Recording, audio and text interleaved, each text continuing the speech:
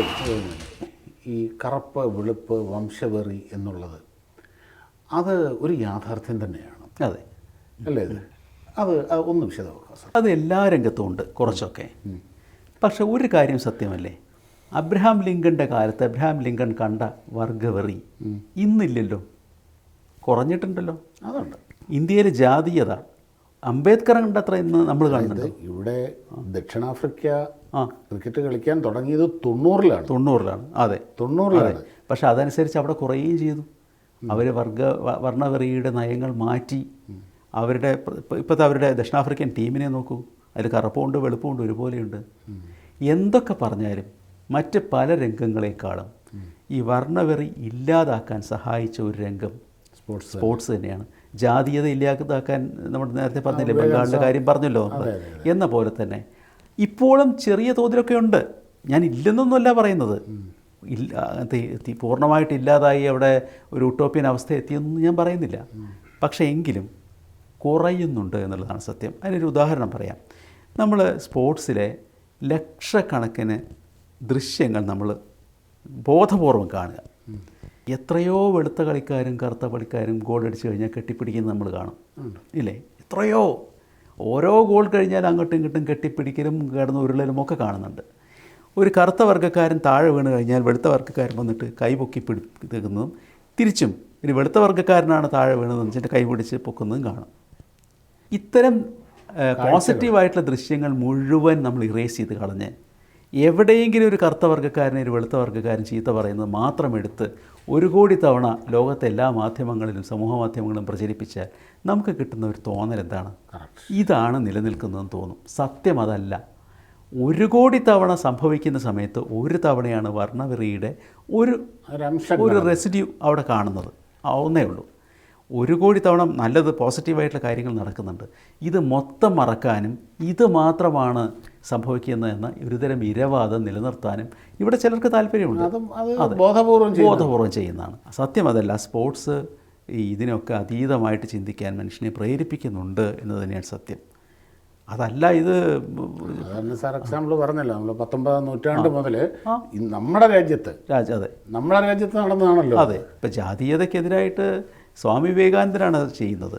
അതുപോലത്തെ ഈ ജാതീയത എന്ന് പറയുന്ന ഒരുതരം ഈ വർണ്ണവെറിയുടെ മറ്റൊരു രൂപം തന്നെയാണ്, വേർഷനാണല്ലോ അത്. എന്തായാലും അതിനെതിരെ സ്പോർട്സിന് നിലനിൽക്കാൻ പറ്റി എന്നത് എല്ലായിടത്തും ശരിയാണ്. ഇപ്പോൾ ഇന്നത്തെ അമേരിക്കൻ ടീം എടുത്തു നോക്കൂ. ഇന്നിപ്പോൾ ട്രംപൊക്കെ അങ്ങേയറ്റം റേസിസ്റ്റ് ആണെന്നൊക്കെ നമുക്ക് പരാതിപ്പെടാം, ആയിരിക്കാം. പക്ഷേ അമേരിക്കൻ ടീമിനെ നിങ്ങൾ നോക്കൂ. അമേരിക്കൻ ഫുട്ബോൾ ടീമിൽ അങ്ങനെ ഒരു റേസിസം കാണുന്നുണ്ടോ? കളിക്കുന്നവർ 3/4 ഭാഗവും കറുത്ത വർഗ്ഗക്കാരാണ്.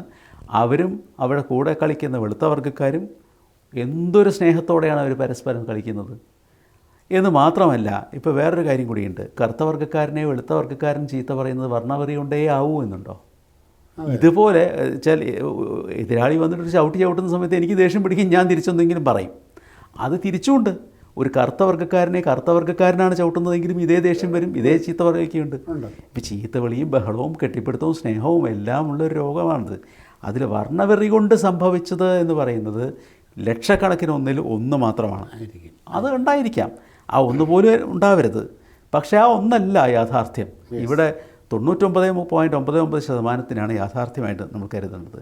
അത് ചെയ്യാതെ ഇത് മാത്രം പ്രൊമോട്ട് ചെയ്യുന്നവരുടെ മനസ്സിലാണ് വർണ്ണവെറിയുള്ളത്. അവരെ പിടിക്കണം എന്നാണ് ഞാൻ പറയുന്നത്. ഇതാണ് അതിൻ്റെ സത്യം. പൊതുവേ ഈ ഇംഗ്ലീഷ് ഫുട്ബോൾ ഫാൻസ് എന്നും ഈ ലോകകപ്പിലൊരു പ്രശ്നക്കാരാണ്. അതെ, ഹൂളിഗാൻസ്. അല്ല, അതെന്തുകൊണ്ട് ഇംഗ്ലണ്ടുകാരാണ് ഈ പ്രശ്നം ഉണ്ടാക്കിയിട്ടുള്ളത് മുഴുവനും. എന്നും ഏത് വേൾഡ് കപ്പ് വേദികളിലും ഈ ഇംഗ്ലീഷ് ഫാൻസ് എന്ന് പറഞ്ഞു കഴിഞ്ഞാൽ അവിടുത്തെ പോലീസിൻ്റെ ഒരു പേടി സ്വപ്നമാണ്. അതെന്തുകൊണ്ടാണ് സാർ ഇംഗ്ലണ്ട് അങ്ങനെ വന്നത്? അത് കുറേ ഈ ഇംഗ്ലണ്ടിലെ പ്രധാനപ്പെട്ട ക്ലബ്ബുകളൊക്കെ തുടങ്ങിയത് ഇങ്ങനെയുള്ള കുറച്ച് ആളുകളാണ്.